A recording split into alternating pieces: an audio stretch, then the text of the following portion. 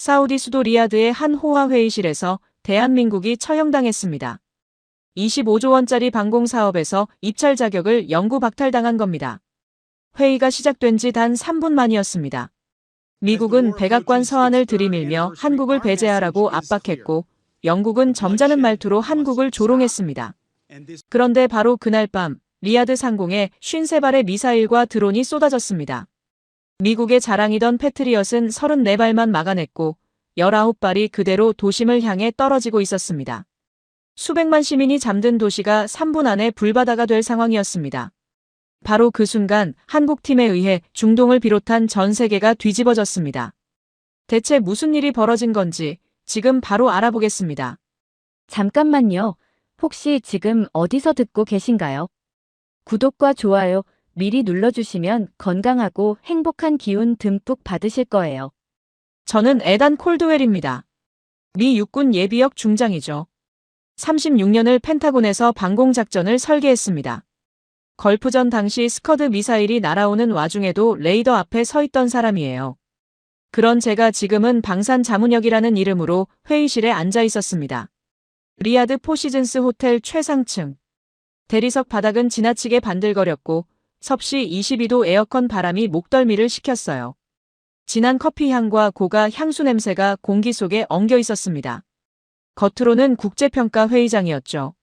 하지만 실제로는 남의 나라 안보가 가격표처럼 거래되는 밀실이었어요. 회의실 한쪽 끝에 한국 대표단이 앉아 있었습니다. 4명. 맨 앞은 강희현 대령이었어요. 40대 초반, 마른 체형에 군더더기 없는 근육형. 말수가 적고 표정 변화도 거의 없었습니다. 다만 눈빛만은 이상할 정도로 차분했어요. 계산이 끝난 사람의 눈이었습니다. 옆자리엔 윤태성 현장 수석. 50대 초반, 피부가 검게 그을려 있었고 손등과 손목에 오래된 화상 자국이 빽빽했어요. 정장보다 작업복이 더 잘 어울릴 사람이었습니다. 그 옆엔 서민재 연구원이 노트북 화면만 응시하고 있었어요. 30대 후반, 구겨진 점퍼에 헝클어진 머리. 눈밑이 어둡고 피곤해 보였습니다.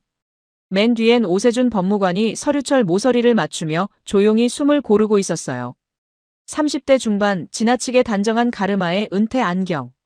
존재감이 약했지만 뭔가 준비된 느낌이었습니다. 4사람은 서로 말을 많이 하지 않았어요. 하지만 같은 전장을 오래 통과해온 사람들 같았습니다. 저는 그 맞은편에 앉아 있었어요. 승리를 이미 확신한 사람들 사이에서요. 제 옆자리엔 리처드 헤인스가 앉아 있었습니다. 미국 방산 메이저 기업 대외 전략 총괄. 50대 초반 세련된 백발의 고급 시계, 정제된 미소.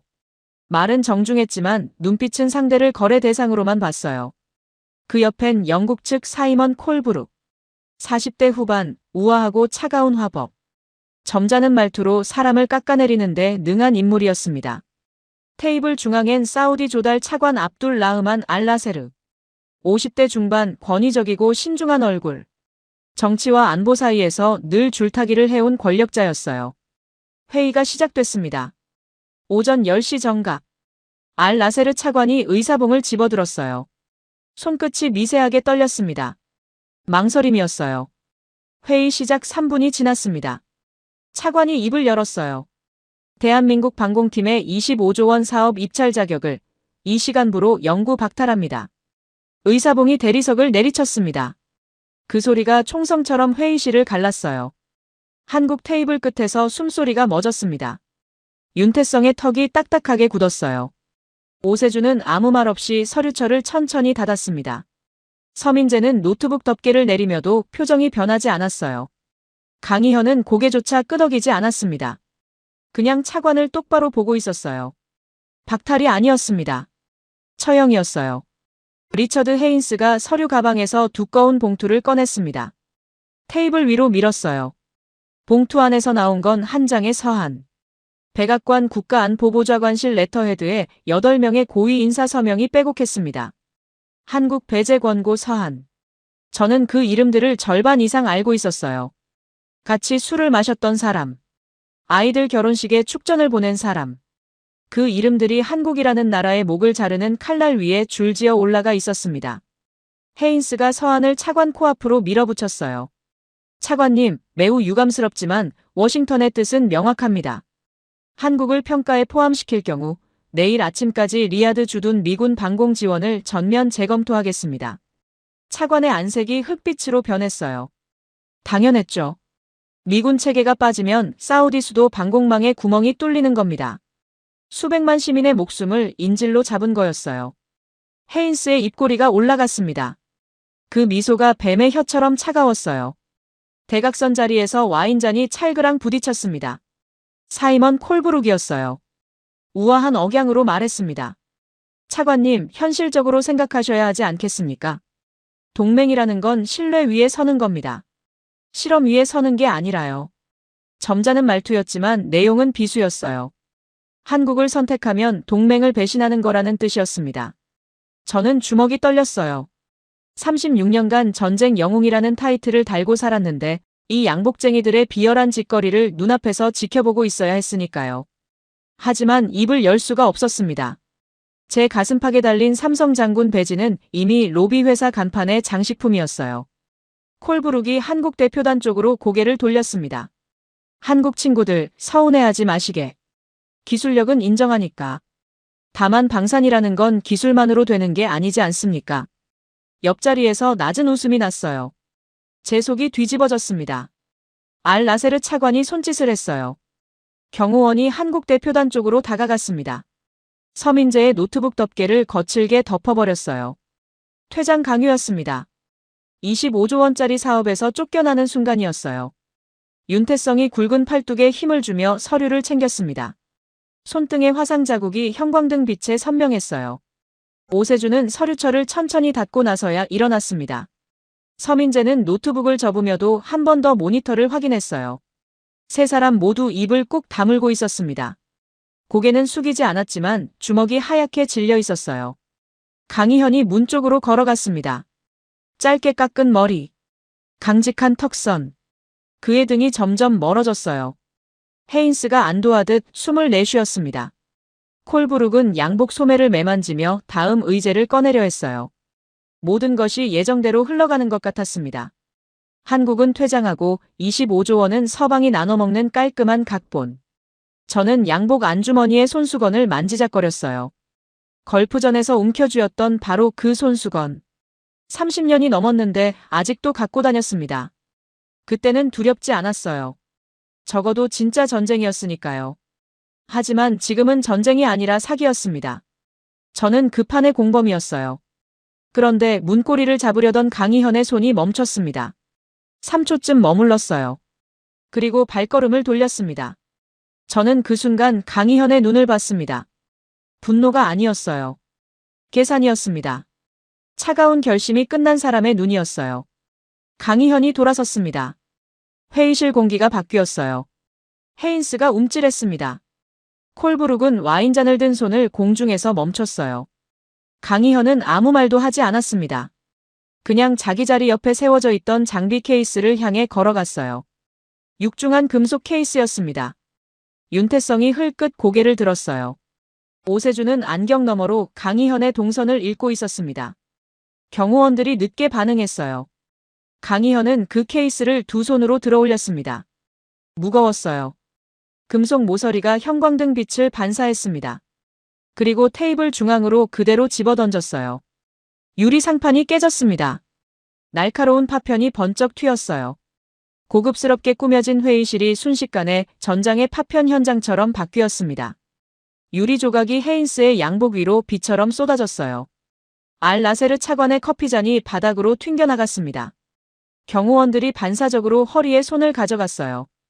회의실에 무거운 정적이 내려앉았습니다. 아무도 숨을 쉬지 못했어요. 콜브룩의 손이 공중에서 굳어버렸습니다. 헤인스의 입에서 흘러나오던 숨소리마저 멎었어요. 파편 사이로 강희현의 목소리가 떨어졌습니다. 낮았지만 회의실 구석구석까지 박혀드는 음성이었어요. 전쟁 장비는 서류로 평가하는 게 아닙니다. 지금 당장 사막으로 갑시다. 강희현의 시선이 헤인스를 관통했습니다. 위스키 잔을 쥔 손이 아니라 백악관 서한을 밀어넣은 그 손을 똑바로 보고 있었어요. 저는 36년 군 생활 동안 수많은 장교를 만났습니다. 별 4개 장군들 앞에서도 기가 죽지 않는 사람을 여럿 봤어요. 하지만 서방 방산업계 최정상급 로비스트들 앞에서 25조 원짜리 판을 물리적으로 엎어버린 군인은 처음이었습니다. 헤인스의 양복 위로 유리가루가 반짝거리고 있었어요. 잔뜩 겁에 질린 얼굴이 핏기를 잃었습니다. 알라세르 차관은 깨진 테이블을 내려다보다가 강희현을 올려다봤어요. 경호원들의 손이 여전히 허리춤에 머물러 있었지만 아무도 움직이지 않았습니다. 회의실의 무게중심이 눈에 보이지 않게 이동하고 있었어요. 3분 전까지 이 방의 주인은 헤인스였습니다. 지금은 깨진 유리파편 위에 우뚝 선 한국 대령이 공기를 지배하고 있었어요. 깨진 유리 위에 헤인스의 커피가 천천히 번지고 있었습니다. 커피 향과 알코올이 뒤섞인 냄새가 코를 찔렀어요. 헤인스가 의자에서 벌떡 일어났습니다. 양복 위에 유리가루를 털어내며 고함을 질렀어요. 이 미치광이를 당장 체포해. 테러리스트야. 손가락으로 경호원들을 가리켰습니다. 경호원들의 시선이 강희현에게로 쏠렸어요. 손이 허리춤 권총집 위에 올라갔습니다. 회의실의 온도가 순식간에 떨어졌어요. 한 발자국만 잘못 움직이면 총구가 한국 대령의 가슴팍을 향할 상황이었습니다. 강희현은 경호원들을 쳐다보지도 않았어요. 마치 존재하지 않는 것처럼 무시했습니다. 깨진 테이블을 사이에 두고 고개를 돌려 알라세르 차관을 정면으로 응시했어요. 차관의 얼굴은 아직 흑빛이었습니다. 헤인스의 협박에 한국을 내친 결정이 목에 걸려있는 표정이었어요. 강희현이 입을 열었습니다. 차관님, 지금 당장 알슬라이 사막으로 갑시다. 누가 봐도 3분 전에 입찰 자격을 박탈당한 사람의 말투가 아니었습니다. 목소리는 낮았지만 한 글자도 흔들리지 않았어요. 누구 쇳덩이가 진짜인지 사막에서 붙어보면 압니다. 에어컨 밑에서 서류로 결판 낼 문제가 아닙니다. 헤인스의 뒷목이 빨갛게 달아올랐어요. 방금 테러리스트로 체포하라고 소리쳤는데 경호원들이 움직이지 않았거든요. 사우디 경호원들은 알라세르 차관의 눈치를 보고 있었습니다. 차관이 명령하지 않으면 총구는 올라가지 않았어요. 헤인스가 그걸 깨달았습니다. 그런데 헤인스보다 먼저 움직인 사람이 있었어요. 사이먼 콜브룩이었습니다. 스마트 디바이스를 꺼내 들더니 화면을 알라세르 차관 쪽으로 돌렸어요. 기상 위성 화면이 떠 있었습니다. 차관님, 보십시오. 현재 알슬라이 사막은 초속 30m의 모래폭풍이 몰아치고 있습니다. 콜브룩의 런던 억양이 회의실에 또렷하게 울렸어요. 국제평가 규정에 따르면 이 기상 조건에서의 야외 테스트는 불법입니다. 장비 손상과 인명사고의 위험이 있어요. 사막 출입 자체가 금지 사항이죠. 콜브룩이 입꼬리를 올렸습니다. 법을 방패로 꺼내든 거였어요. 한국팀이 사막의 한 발자국도 내딛지 못하게 원천 차단하는 두 번째 울타리를 친 겁니다. 헤인스가 타이밍을 놓치지 않았어요. 콜브룩의 화면을 가리키며 차관에게 압박을 걸었습니다. 차관님, 규정 위반을 감수하시겠습니까? 사고가 나면 국제중재재판소에서 사우디가 전액 배상해야 합니다. 서방의 더블 플레이였습니다. 미국이 안보를 인질로 잡고 영국이 법을 방패로 꺼내들었어요. 두 겹의 울타리가 한국 팀을 에워쌌습니다. 저는 속으로 인정할 수밖에 없었어요. 이 양복쟁이들은 전장에서는 겁쟁이지만 회의실에서는 발군이었습니다. 서류와 인맥으로 남의 나라 안보를 난도질하는 기술만큼은 세계 최고였어요. 알라세르 차관의 얼굴이 더 어두워졌습니다. 사막행을 허락하고 싶어도 법이 막고 있었어요. 윤태성의 주먹이 꽉 쥐어졌습니다. 오세준은 서류처를 다시 열어야 할지 말아야 할지 시선을 떨구고 있었어요. 판이 완전히 닫히려는 순간이었습니다. 저는 더 이상 참을 수가 없었어요. 36년간 중동 방공 작전을 총괄하면서 수많은 현장 평가에 참여했습니다. 단 한 번도 에어컨 밑에서 서류로 결판 낸 적이 없었어요. 사막에서, 바다에서, 영하의 고원에서, 쇳덩이는 현장에서 증명하는 겁니다. 걸프전 때 스커드가 날아오는 와중에도 레이더 앞에 서 있던 제가 양복쟁이들의 서류 장난 때문에 의자에 붙어 있었다는 사실이 목구멍을 태웠어요. 헤인스의 어깨에 올라앉아 있던 유리가루가 눈에 밟혔습니다. 저 작은 파편 하나하나가 제 36년 굴력의 부끄러움처럼 느껴졌어요. 제가 자리에서 일어났습니다. 의자가 뒤로 밀리는 소리에 헤인스가 고개를 돌렸어요. 저보다 12살 어린 이 로비스트의 눈에 당혹감이 떠올랐습니다. 제가 왜 일어서는지 감을 잡지 못한 거였어요. 당연합니다. 저는 로키드 마틴의 수석 전략 고문이니까요. 같은 편이었으니까요. 제가 헤인스의 어깨를 짓눌렀습니다. 양복천으로 뼈가 만져졌어요. 이 사내가 평생 들어본 적 없는 무게가 어깨를 짓누르고 있다는 걸 표정으로 알 수 있었습니다. 미 중부 사령부 방공작전 총괄로서 명하건대 저는 의도적으로 현역 시절 직함을 꺼냈습니다. 전략 고문이 아니라 삼성 장군의 권위가 필요한 순간이었어요. 당장 현장으로 간다. 헤인스의 입이 벌어졌지만 소리가 나오지 않았습니다. 알 라세르 차관이 제 얼굴을 올려다봤어요. 미국의 삼성 장군 출신이 미국의 로비스트를 짓누르며 사막행을 명령하는 장면을 보고 있었습니다. 차관의 눈에서 마지막 저항이 사라지는 게 보였어요. 이 사람은 과거에도 미제 무기의 결함으로 고통받았던 기억이 있었습니다. 걸프전 당시 패트리엇의 소프트웨어 오류로 사우디 군인 28명이 숨졌던 사건을 아직도 잊지 못하고 있었어요. 서방의 양복쟁이들이 밀어넣는 서류 뒤에 어떤 현실이 숨어 있는지 이 차관은 뼈로 알고 있었습니다. 차관이 테이블 위 서류를 집어들었어요. 한국 배제 통보서.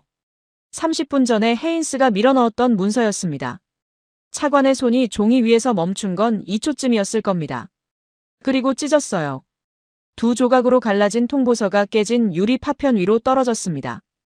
헤인스의 얼굴이 일그러졌어요. 차관은 거기서 멈추지 않았습니다. 경호원에게 손짓을 하더니 검은색 가죽 케이스를 건네받았어요. 케이스 안에서 금색 인장이 박힌 문서 한 장이 나왔습니다. 사격장 특별통행증. 차관이 펜을 집어들고 서명란에 이름을 적어 넣었어요. 펜 끝이 종이를 파고드는 소리가 회의실에 또렷이 울렸습니다. 헤인스가 헛웃음을 흘렸어요. 콜브룩은 디바이스를 주머니에 쑤셔 넣으며 고개를 저었습니다. 법의 방패도 안보의 인질도 전부 박살이 났어요. 한국 대령이 케이스를 던져 물리적으로 판을 엎었고 미국의 노장이 자국의 로비스트를 짓눌러 마지막 빗장을 열었습니다. 알 라세르 차관의 서명이 마르기도 전에 판의 좌표가 완전히 바뀐 겁니다. 에어컨이 나오는 밀실에서 숨을 들이쉬면 폐가 찢어지는 사막으로 넥타이를 맨 사기꾼들과 기름때 묻은 진짜들이 섭씨 55도의 지옥으로 향하고 있었습니다. 사막행 허가가 떨어지자마자 콜브룩이 움직였습니다. 태세를 전환한 거였어요. 디바이스 화면에 사막 모래 폭풍 정보를 띄우고 차분하게 말했습니다. 차관님, 제가 우려하는 건 안전입니다. 극한 기상 조건에서의 야외 테스트는 국제 규정상 명백한 위반이며 법적 책임까지 발생할 수 있습니다. 이 말투가 더 비열한 이유는 정중에서였어요. 노골적인 협박보다 점잖은 법리 포장이 사람을 더 숨막히게 만들었습니다. 알 라세르 차관이 다시 흔들렸어요. 방금 통행증에 서명했는데 또 다른 장벽이 생긴 겁니다. 강희현은 현장으로 끌고 나가려 했지만 서방은 법으로 입구를 막아버렸어요. 윤태성은 당장이라도 욕을 뱉고 싶은 표정이었지만 입을 다물었습니다. 서민재는 여전히 노트북 화면만 보고 있었어요. 강희현조차 이번엔 바로 반격하지 않았습니다. 잠깐의 정적. 헤인스가 입꼬리를 올렸어요. 한 번 막혔으니 또 막힐 거라는 확신이었습니다. 저는 이 장면을 보며 양복 안주머니의 손수건을 만지작거렸어요. 걸프전 때부터 들고 다녔던 그 손수건. 지금 제가 보고 있는 건 전쟁이 아니라 법조문으로 사람 목을 조르는 게임이었습니다. 바로 그때였습니다. 뒤쪽에 거의 배경처럼 서 있던 오세준이 조용히 앞으로 걸어 나왔어요. 목소리를 높이지도 않았고 존재감을 과시하지도 않았습니다. 대신 두꺼운 국제평가 규정집을 테이블 위에 올려놓았어요.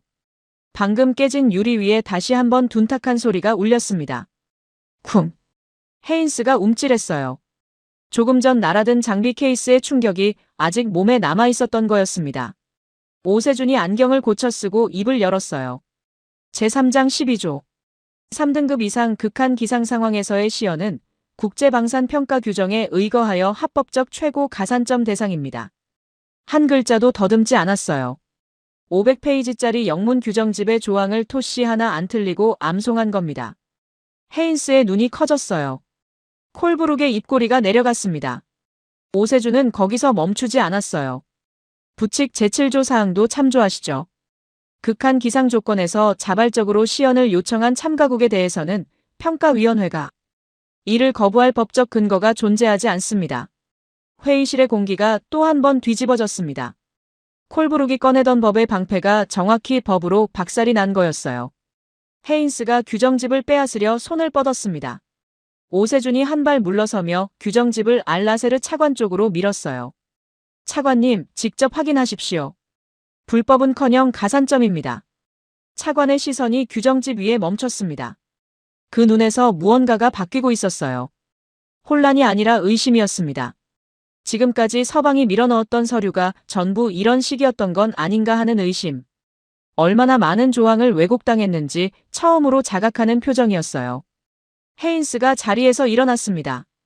이건 문맥을 무시한 해석입니다. 규정 전체를 봐야지 한 조항만 떼서 읽으면 안 됩니다.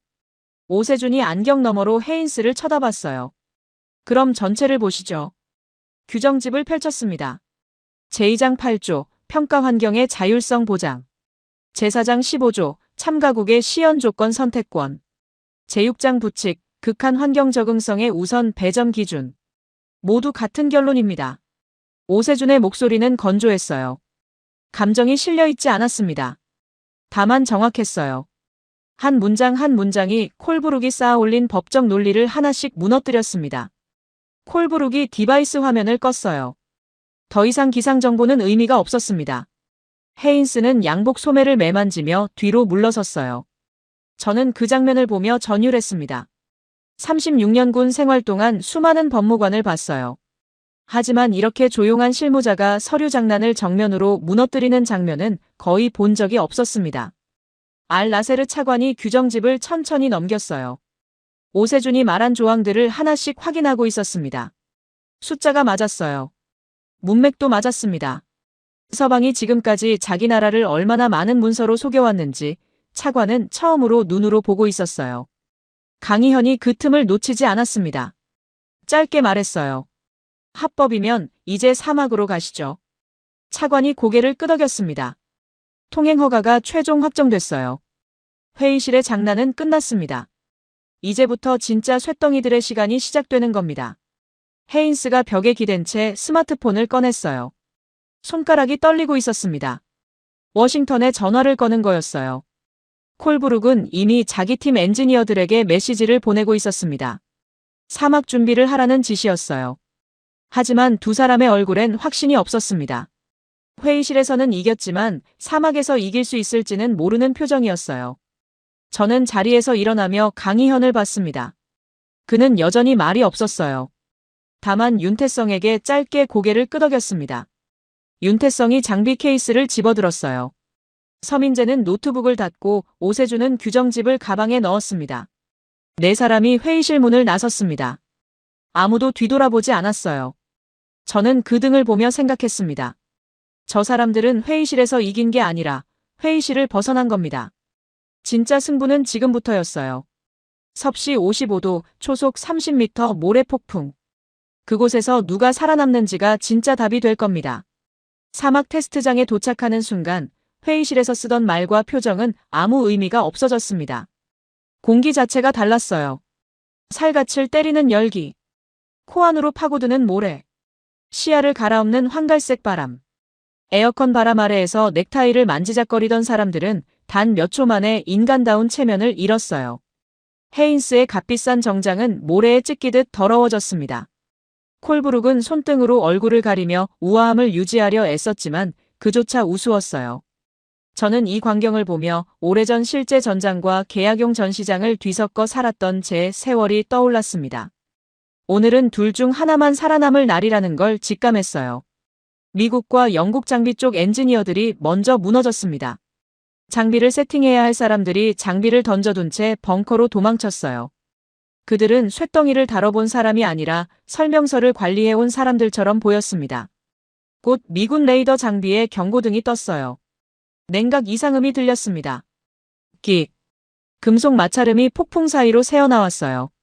저는 그 소리를 알았습니다. 걸프전에서도 들었던 소리거든요. 냉각팬이 모래를 빨아들이고 있었어요. 30초 후 레이더 측면 패널에 붉은색 경고등이 켜졌습니다. 에러 404. 시스템 전면 정지. 2억 달러짜리 미국의 자존심이 모래먼지 한 줌에 뻗어버린 겁니다. 냉각팬 필터가 사막 환경에 맞지 않는 규격이었어요. 36년간 중동 방공망을 설계한 제가 그걸 몰랐겠습니까? 알고 있었습니다. 매번 보고서에 올렸어요. 하지만 록히드 마틴은 필터 교체 대신 로비 자금을 늘리는 쪽을 선택했죠. 그 선택의 결과물이 지금 붉은 불을 깜빡이며 사막 한가운데 멈춰 서 있었습니다. 헤인스가 통제 벙커 안에서 마이크를 잡고 고함을 질렀어요. 이건 천재지변이다. 평가 무효를 선언한다. 스피커를 통해 갈라진 목소리가 사격장 전체에 울렸습니다. 뻔한 수법이었어요. 현장에서 이기지 못하면 규정을 들먹여서 판을 없애는 겁니다. 리야드 회의실에서 한 번 먹히지 않았던 수법을 또 꺼내드는 뻔뻔함이었어요. 그때 벙커 출입구 쪽에서 철문이 열리는 소리가 났습니다. 안에서 밖으로 나가는 사람이 있었어요. 모든 사람이 바깥에서 안으로 도망쳐 들어오는 판에 역방향으로 움직이는 인간이 나타난 겁니다. 윤태성이었어요. 방진 마스크 하나만 얼굴에 걸치고 장갑도 없이 맨손으로 철문을 밀었습니다. 굵은 팔뚝이 드러났어요. 화상 흉터가 손목에서 팔꿈치까지 빽빽하게 이어져 있었습니다. K9 자주포부터 천궁 발사대까지 30년을 쇠가루와 씨름한 흔적이었어요. 윤태성이 폭풍 속으로 한 발자국을 내디뎠습니다. 모래가 얼굴을 때렸어요. 마스크 위로 눈만 드러나 있었는데 그 눈이 찡그려지지도 않았습니다. 두 번째 발자국, 세 번째 발자국. 윤태성이 55도 모래지옥 한가운데를 향해 걸어 들어갔어요. 벙커 앞 모니터로 그 장면을 지켜보고 있었습니다. 헤인스는 입을 다물었어요. 도망쳐 들어온 미국 엔지니어들도 모니터 앞에 모여들었습니다. 아무도 말을 하지 못했어요. 윤태성이 사격장 중앙에 세워진 천궁 발사대 앞에 도착했습니다. 발사대 하단에 모래가 수북이 쌓여 있었어요. 윤태성이 무릎을 꿇더니 두 손으로 모래를 퍼냈습니다. 맨손이었어요. 금속 표면이 55도의 직사광선에 달궈져 있었을 텐데 화상 흉터 가득한 손이 주저하지 않았습니다. 모래를 걷어내고 하부 패널을 열고 몸을 발사대 안쪽으로 밀어 넣었어요. 기어 들어간 겁니다. 폭풍이 거세지면 시야가 제로가 돼요. 그 안에서 뜨거운 필터를 교체하는 작업을 맨손으로 하고 있었습니다. 7분이 걸렸어요. 윤태성이 발사대 아래에서 기어 나왔을 때 마스크 아래로 땀이 비 오듯 흘러내리고 있었습니다. 손등이 빨갛게 달아 있었어요. 새로운 화상이 기존 흉터 위에 겹쳐진 거였습니다. 하지만 윤태성은 손등을 작업복에 한번 쓱 문지르고는 벙커를 향해 엄지를 치켜 세웠어요. 준비 완료. 벙커 안에서 또 다른 움직임이 있었습니다. 서민재가 벙커 구석에 자리를 잡고 앉아 있었어요. 주변에서 무슨 일이 벌어지든 노트북 화면만 응시하고 있었습니다. 윤태성의 엄지 신호가 모니터에 잡히자 서민재의 손가락이 움직였어요. 키보드를 두드리는 소리가 12번 울렸습니다. 그리고 엔터키를 내려쳤어요. 한 번. 벙커 바깥에서 소리가 났습니다. 웅. 낮고 묵직한 울림이 모래 폭풍을 뚫고 퍼졌어요. 사격장 중앙 천궁 레이더 안테나가 돌아가기 시작했습니다. 초속 30m의 모래 속에서 55도의 열기 한가운데서 미국 장비가 에러 404를 띄우고 뻗어버린 바로 그 환경에서 한국의 레이더가 눈을 떴어요. 안테나가 일정한 속도로 회전하며 전파를 쏘아 올렸습니다. 벙커 앞 모니터에 수치가 떴어요. 먼지 유입 제로. 냉각 시스템 정상. 탐지 범위 최대. 초록색 정상 표시 등이 화면 전체를 채웠습니다. 저는 그 화면을 보면서 다리에 힘이 빠지는 걸 느꼈어요. 2억 달러짜리 패트리엇이 모래 한 줌에 무릎을 꿇은 바로 그 자리에서 한국의 천궁이 멀쩡하게 돌아가고 있었습니다. 필터 하나의 차이였어요. 아니, 필터가 아니었습니다.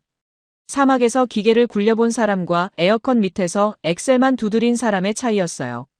30년을 쇠가루와 화상 흉터로 살아온 기술자와 30년을 로비, 자금과 접대비로 살아온 로비스트의 차이였습니다. 벙커 안이 조용해졌어요. 헤인스는 마이크를 내려놓고 벽에 기댔습니다. 평가 무효를 외칠 명분이 사라진 거였어요. 미국 엔지니어들은 고개를 숙인 채 자기네 패트리엇의 붉은 에러 화면과 한국 천궁의 초록 정상 화면을 번갈아 보고 있었습니다. 콜브룩은 디바이스를 만지작거리다가 주머니에 쑤셔 넣었어요. 기상위성 화면을 보여줄 필요가 없어진 거였습니다. 모래 폭풍은 분명히 불고 있었어요. 한국의 기계만 거기서 살아남은 겁니다. 그때 벙커 문이 열리며 바깥 공기가 밀려들었어요. 사격장에서 30년째 근무하고 있다는 사우디 현지 레이더 반장이 들어왔습니다. 파리스 알하킴. 60대 초반 노인은 평생 미국제 장비에 낀 모래를 닦아내며 서방 엔지니어들의 갑질을 견뎌온 바닥 실무자였어요. 파리스가 벙커 안 모니터를 훑어봤습니다. 패트리엇의 붉은 에러 화면. 천궁의 초록 정상 화면. 파리스의 시선이 초록 화면 위에 멈췄어요. 먼지 유입 제로. 냉각팬 정상 가동. 파리스가 손에 들고 있던 렌치를 바닥에 내던졌습니다. 쇠소리가 벙커 안에 울렸어요. 30년이요. 파리스의 목소리가 갈라져 있었습니다. 30년 동안 미국 기계에 낀 모래를 닦아냈소. 필터를 갈아달라고 100번을 말했소. 매번 다음 예산에 반영하겠다는 답만 돌아왔지. 파리스가 모니터 앞에 선 미국 엔지니어들을 돌아봤어요. 아무도 파리스의 눈을 마주치지 못했습니다. 오늘 처음 봤소. 진짜 기계를 만지는 사람들을. 파리스의 손가락이 천공 화면을 가리켰어요. 저 한국인들이요. 저게 진짜 쇳덩이를 다루는 놈들이요. 벙커 안에 아무도 반박하지 못했습니다. 저도 입을 열 수 없었어요. 파리스가 말한 30년은 제 36년과 겹치는 시간이었거든요. 펜타곤에서 보고서에 필터 교체를 건의할 때마다 돌아온 건 예산 삭감 통보였습니다. 그 예산은 로비 자금으로 갔어요. 파리스가 모래를 닦는 동안 저는 파티에서 명함을 돌리고 있었던 겁니다. 이 사막의 진짜 주인은 양복을 입은 장군이 아니라 렌치를 든 노인이었습니다. 사막에서 장비가 살아났다고 끝이 아니었습니다. 헤인스가 통제 벙커 마이크를 잡았어요. 표적 드론 속도를 마하 3으로 상향한다. 회피 기동을 최대 난이도로 설정한다. 사우디 통제 요원이 당혹한 얼굴로 알라세르 차관을 쳐다봤습니다. 헤인스에게 사격장 운용 권한은 없었거든요. 하지만 헤인스가 다시 마이크를 움켜쥐었어요. 차관님, 공정한 평가를 원하신다면 조건을 동일하게 맞춰야 하지 않겠습니까? QR했습니다. 레이더가 돌아간 것까지는 인정하되 실사격에서 바닥을 보여줄 거라는 계산이었어요. 마하 3은 초속 1000m가 넘는 속도입니다. 저도 솔직히 불가능에 가깝다고 판단했어요. 그런데 강희현의 반응이 예상 밖이었습니다. 벙커 구석에 팔짱을 낀 채 서 있던 강희현이 헤인스를 향해 턱짓을 했어요. 심드렁하게. 마하 3이요? 강희현의 입꼬리가 올라갔습니다. 진심으로 시시하다는 표정이었어요. 마하 4로 올리시죠. 벙커 안 공기가 멈췄습니다. 마하 4는 초속 1360m. 거의 모든 단거리 탄도 미사일 속도를 상회하는 수치였어요. 헤인스가 웃었습니다. 한국이 스스로 무덤을 판다고 확신한 거였어요. 좋습니다. 마하 4. 사격이 재개됐습니다. 영국 BAE 체계가 먼저 나섰어요. 표적이 마하 4로 쏘아 올려지자 추적 레이더가 열기에 오버히트되며 화면이 꺼졌습니다. 요격률 제로. 콜브룩의 얼굴이 창백해졌어요. 이스라엘 센서 체계. 적어도 센서가 사막 복사열에 눈이 멀었습니다. 요격탄이 허공으로 날아가 모래밭에 처박혔어요. 요격률 제로. 미국 PAC-3. 10발 중 7발만 명중했습니다. 요격률 70%. 헤인스가 마이크를 다시 잡았어요. 이 날씨에 마하 4를 100% 잡는 건 물리적으로 불가능합니다. 미국도 70을 찍었으니 합격입니다. 뻔뻔했어요. 자기가 조건을 올려놓고 자기 무기가 무너지자 기준을 깎아내리는 겁니다. 통제 벙커 구석에서 키보드 소리가 났습니다. 서민재였어요. 엔터키를 눌렀습니다. 벙커 바깥에서 소리가 터졌어요. 쏴! 파란 불기둥이 천공 발사대에서 쏟아올랐습니다. 10발의 요격탄이 상공으로 솟구쳤어요. 벙커 모니터에 10개의 파란 점이 떴습니다. 그 위로 10개의 붉은 점이 마하 4로 회피 기동을 펼치고 있었어요. 파란 점들이 궤적을 실시간으로 수정했습니다. 표적을 뒤쫓는 게 아니라 표적이 갈 곳을 미리 읽고 기다리는 움직임이었어요. 첫 번째 충돌.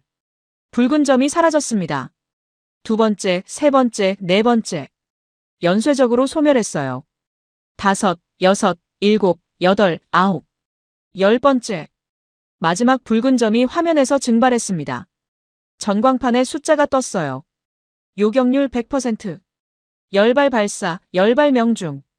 벙커 안이 조용했습니다. 너무 압도적이어서 아무도 소리를 내지 못했어요. 헤인스의 목소리가 벙커를 찢었습니다. 조작이다. 의자에서 벌떡 일어나며 모니터를 손가락으로 찍었어요. 한국 놈들이 서버를 해킹한 거야. 차관님, 즉시 네트워크 로그를 압수해야 합니다. 헤인스의 음성이 갈라져 있었습니다. 자기 무기가 70%를 찍었을 때는 합격이라고 외치던 입이 한국이 100%를 찍자 해킹이라고 울부짖고 있었어요. 저는 구역질이 치밀었습니다. 그때 벙커 철문이 발길에 차이며 열렸어요. 모래바람이 쏟아져 들어왔습니다. 윤태성이 서 있었어요. 방진 마스크를 턱 밑으로 내리고 양손에 무언가를 들고 있었습니다. 쇠덩이 파편. 방금 요격된 표적 드론의 잔해였어요. 금속 표면에서 아지랑이가 피어오르고 있었습니다. 윤태성이 벙커 안으로 성큼 걸어 들어왔어요. 헤인스 앞에 멈춰 섰습니다. 그리고 뜨거운 파편을 헤인스의 구두 발밑에 휙 던졌어요. 쨍랑. 쇠조각이 구두코를 때렸습니다. 헤인스가 뒷걸음질 쳤어요. 윤태성이 입을 열었습니다. 경상도 사투리가 벙커에 울렸어요. 기계는 거짓말 안 합니다. 헤인스를 내려다보는 눈에 분노는 없었습니다. 경멸이었어요. 입으로 쏜 게 아니라 실력으로 맞춘 겁니다. 해킹 운운하기 전에 발밑 증거부터 주워 보이소. 헤인스의 시선이 구두 앞 파편 위에 멈췄어요. 아지랑이가 아직 피어오르고 있었습니다. 조작이라고 우기려면 이 파편이 가짜라는 걸 증명해야 했어요. 하지만 55도 사막에서 갓 떨어진 실물 증거 앞에서 해킹을 들먹일 수는 없었습니다. 헤인스의 입이 열렸다 닫혔어요. 아무 소리도 나오지 않았습니다. 벙커 안의 파편의 열기가 천천히 식어가고 있었어요. 그날 밤 호텔로 돌아왔습니다. 새벽 1시가 넘어 있었어요. 포시즌스 스위트룸 침대에 양복도 벗지 않은 채 누웠습니다. 55도 사막에서 겪은 일들이 머릿속에서 뒤엉켜 돌아갔어요. 잠이 오지 않았습니다. 새벽 2시쯤이었을 겁니다. 벽이 흔들렸어요. 처음에는 지진인 줄 알았습니다. 침대에서 굴러떨어졌어요. 바닥에 엎드린 순간 호텔 전체 조명이 나갔습니다. 그리고 소리가 왔어요. 사이렌이었습니다. 코드 레드. 리야드 전역의 방공 경보가 밤하늘을 찢어버렸어요. 걸프전 이후 30년 만에 듣는 실전 사이렌이었습니다. 몸의 모든 세포가 기억하고 있었어요. 이 소리가 울리면 죽음이 하늘에서 떨어진다는 걸요. 호텔 복도가 아수라장이 됐습니다. 사우디 경호원들이 알 나세르 차관을 부축하며 지하 방공 벙커로 내달렸어요. 헤인스가 양복 상의도 걸치지 못한 채 와이셔츠 바람으로 복도를 뛰어가고 있었습니다. 저는 36년 본능으로 움직였어요. 생각보다 몸이 먼저였습니다.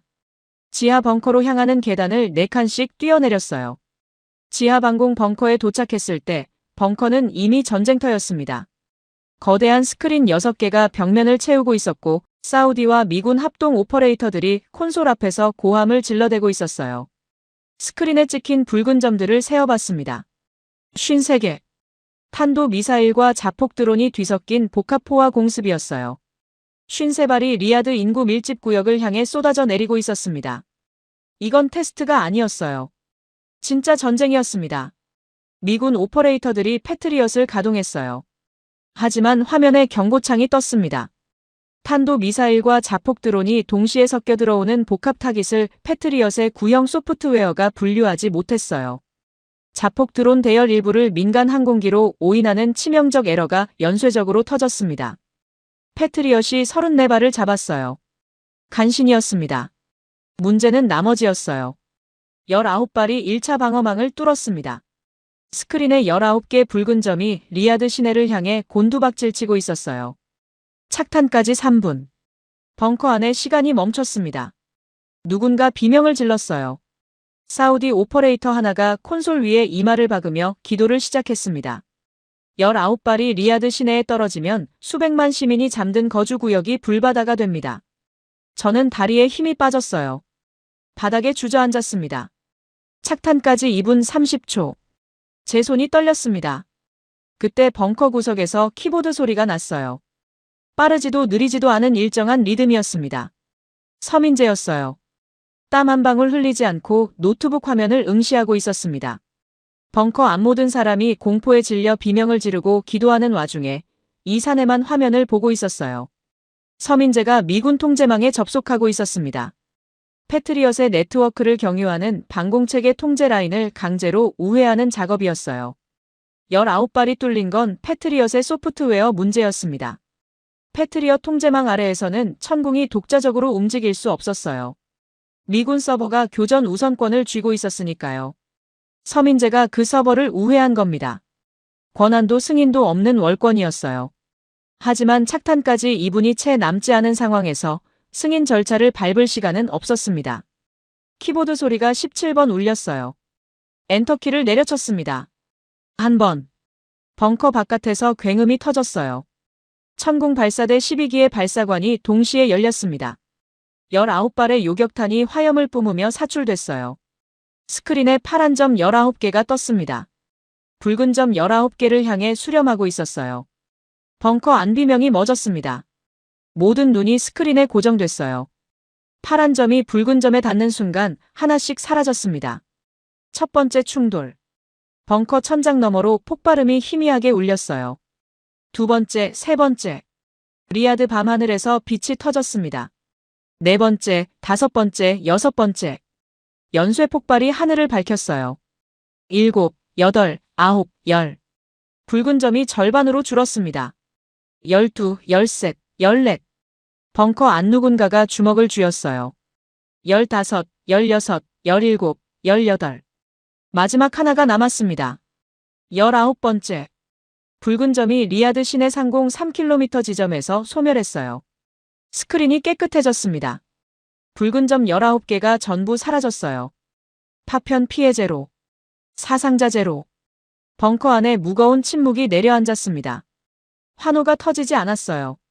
너무 가까웠거든요. 수백만 명이 죽을 뻔했다는 공포가 안도보다 먼저 사람들의 가슴을 짓눌렀습니다. 사우디 오퍼레이터 하나가 콘솔 위에 엎드려 울고 있었어요. 소리 없이 어깨만 들썩였습니다. 저는 바닥에 앉은 채로 서민재를 바라봤어요. 이 사내는 여전히 노트북 화면을 응시하고 있었습니다. 19발의 요격 로그를 확인하고 있었어요. 표정이 변하지 않았습니다. 방금 수백만 명의 목숨을 구한 사람의 얼굴이 아니었어요. 출근해서 업무 보고서를 검토하는 사람의 얼굴이었습니다. 리아드 방어가 끝난 직후 벙커 안에서는 단순한 감사가 아니라 질서의 재편이 일어났습니다. 경쟁국 기술자 노암 샤레브가 항공 요격 로그를 직접 받아 검증했어요. 이스라엘 아이언돔의 핵심 설계자였습니다. 태블릿 화면에 요격 로그가 떠오르고 있었어요. 19발의 궤적 요격 시점, 파편 낙하 좌표. 숫자들이 빼곡하게 화면을 채웠습니다. 노암의 눈이 숫자 위를 훑어갔어요. 30초가 지났습니다. 1분이 지났어요. 노암이 안경을 벗었습니다. 눈을 비비고 다시 썼어요. 화면을 다시 봤습니다. 입술이 벌어졌어요. 아직 아무 말도 하지 않았지만 그 표정만으로 답은 나온 거였습니다. 19발 100%. 실전에서 노암이 안경을 고쳐 썼습니다. 태블릿 화면 숫자들을 한 번 더 훑어보고 나서 고개를 들었어요. 벙커 안 모든 시선이 이스라엘 기술자에게 쏠려 있었습니다. 노암이 입을 열었어요. 아이언돔 설계자인 내가 보증하지. 목소리가 낮았지만 벙커에 반사되어 구석구석까지 박혔습니다. 이 요격 로그는 인류 방공 역사상 가장 완벽한 데이터요. 헤인스의 입이 벌어진 채 다치지 않았어요. 노암은 거기서 멈추지 않았습니다. 19발 복합 포화 야간 기습 조건에서 100% 요격을 기록한 시스템은 지구상에 존재하지 않았소. 아이언돔도 못하는 일이요. 이스라엘의 국보급 기술자가 자국의 자존심을 내려놓고 한국 기술을 인정한 겁니다. 헤인스가 외쳐왔던 조작 운운은 그 한마디로 숨통이 끊어졌어요. 그때 벙커 출입구 쪽에서 철문이 열리는 소리가 났습니다. 무장 경호원들이 일제히 진입했어요. 완전 군장에 자동 소총을 가슴 앞에 대각선으로 걸치고 있었습니다. 경호원들 뒤에서 한 남자가 모습을 드러냈어요. 사우디 군복의 사성 장군 견장. 파이살 빈 하무드. 사우디아라비아군 합참의장이자 왕실 근위대 총사령관. 이 나라 군사력의 최정점에 서 있는 사람이 무장 상태로 방공 벙커에 직접 내려온 겁니다. 벙커 안 공기가 얼어붙었어요. 알 나세르 차관이 등을 고추 세웠습니다.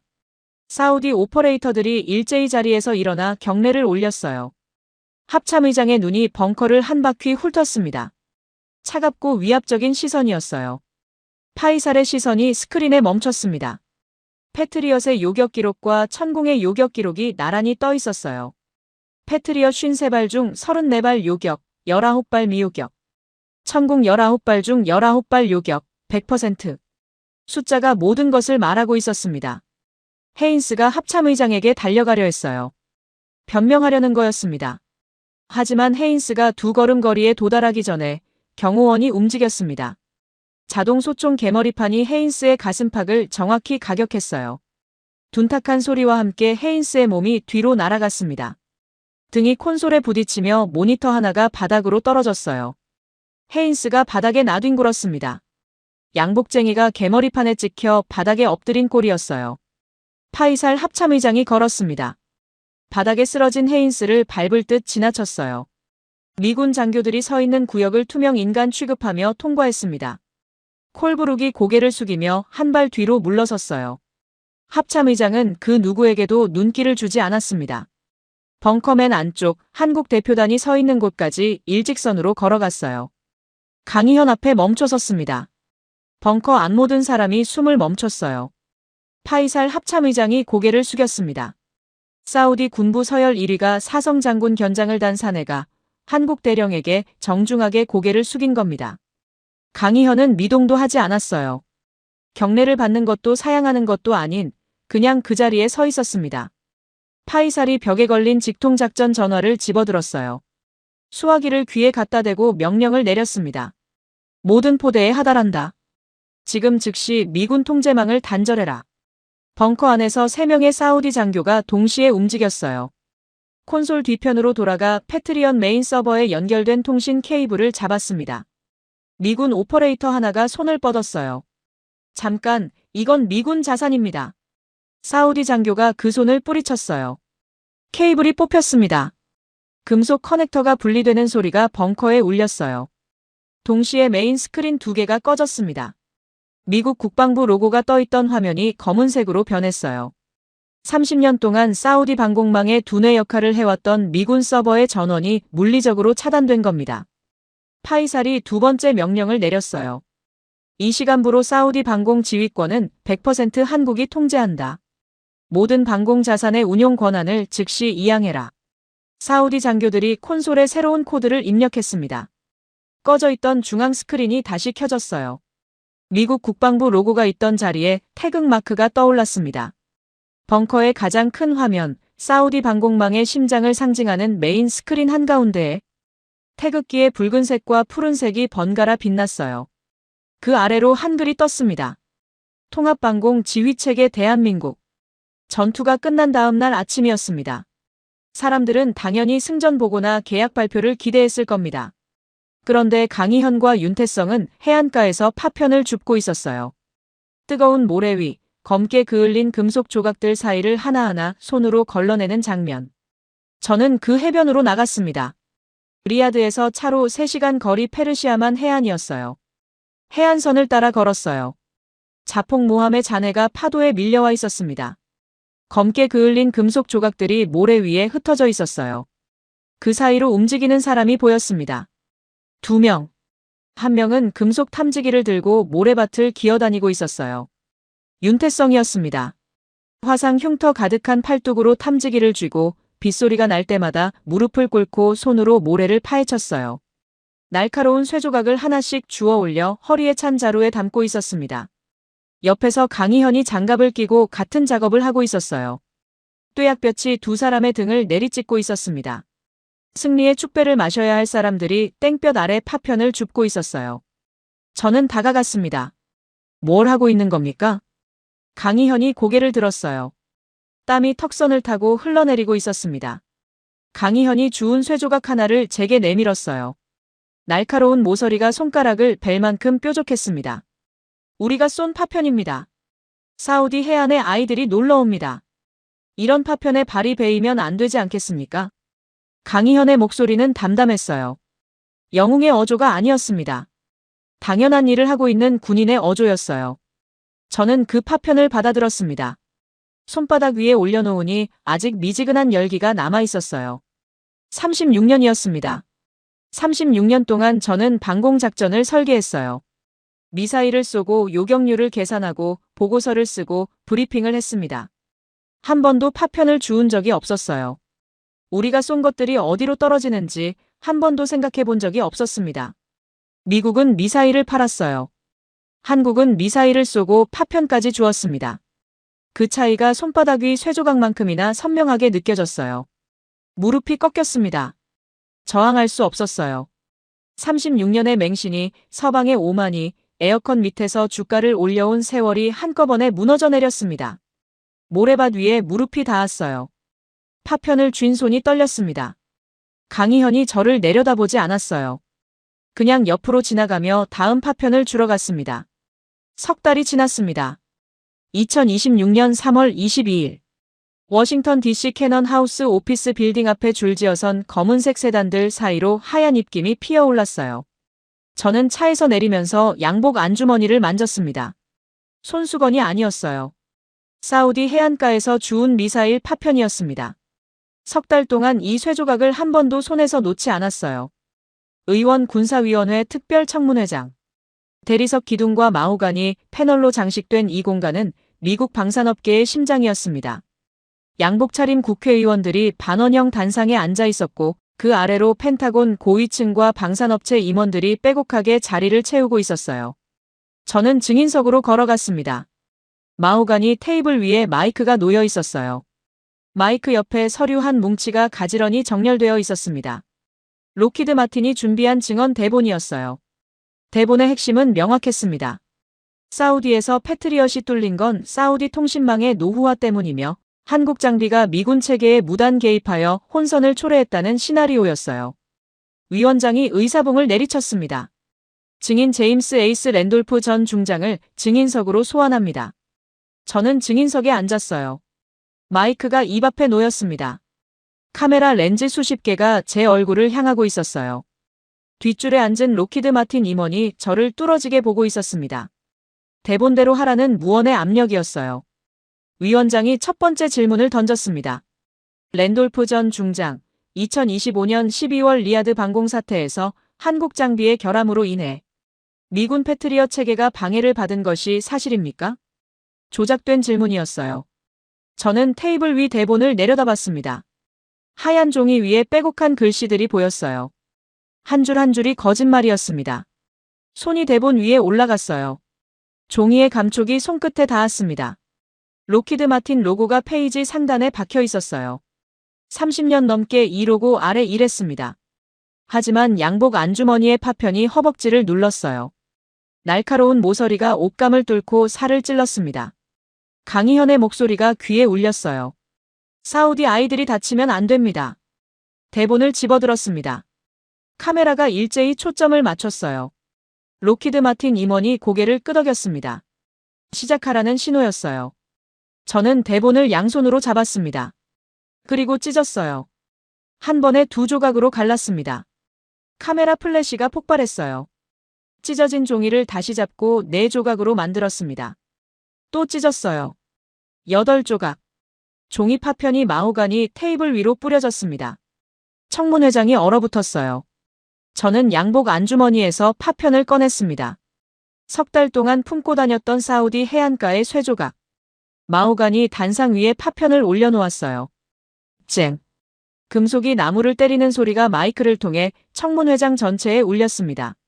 마이크를 당겼어요. 위원장님, 질문에 답하겠습니다. 목소리가 떨리지 않았어요. 한국 장비의 결함이 미군 체계를 방해한 사실은 없습니다. 진실은 정반대입니다. 2025년 12월 18일 새벽 리야드에 53발의 복합포화 공습이 쏟아졌습니다. 미군 패트리엇은 34발을 잡았지만 소프트웨어 오류로 19발을 뚫렸습니다. 뒷줄에서 의자가 삐걱거리는 소리가 났어요. 19발이 수백만 시민이 잠든 리야드 시내를 향해 떨어지고 있었습니다. 착탄까지 3분이었어요. 벙커 안 누구도 손을 쓸 수 없었습니다. 저를 포함해서요. 그 3분 안에 한국의 엔지니어 한 명이 미군 통제망을 우회하고 천공 방공 체계를 독자 가동했습니다. 19발의 요격탄이 19발의 탄도를 전부 격추했어요. 100%. 파편 피해 제로, 사상자 제로. 방산업체 임원 하나가 자리를 떴습니다. 문을 열고 나가는 등이 보였어요. 저는 멈추지 않았습니다. 단상 위 파편을 손가락으로 가리켰어요. 이 쇠조각이 사우디 해안가에서 주운 미사일 파편입니다. 전투가 끝난 다음 날, 저는 해안가에서 한국 군인 2명을 봤습니다. 승리의 축배를 마시는 게 아니었어요. 뙤약볕 아래 무릎을 꿇고 파편을 줍고 있었습니다. 목소리가 갈라졌어요. 사우디 아이들이 발을 다칠까 봐요. 청문회장에 기침 소리 하나 없었습니다. 36년을 펜타곤에서 보냈습니다. 방공작전을 설계하고 미사일을 팔고 동맹이라는 이름으로 비즈니스를 했어요. 단 한 번도 우리가 쏜 파편이 어디로 떨어지는지 생각해 본 적이 없었습니다. 저는 단상 위 파편을 다시 집어들었어요. 카메라를 향해 들어올렸습니다. 자본과 로비의 시대는 끝났습니다. 이 파편이 증거입니다. 방산과 동맹의 새로운 기준은 저 작고 강한 나라 대한민국의 진정성입니다. 파편을 든 손이 카메라 플래시 속에서 빛났어요. 무거운 침묵이 청문회장을 짓눌렀습니다. 그리고 맨 뒷줄에서 누군가 일어섰어요. 박수 한 번이 울렸습니다. 옆자리에서 한 명이 더 일어났어요. 두 번째 박수. 반대편 줄에서 세 번째가 일어섰습니다. 한 명씩 자리에서 일어나며 박수를 쳤어요.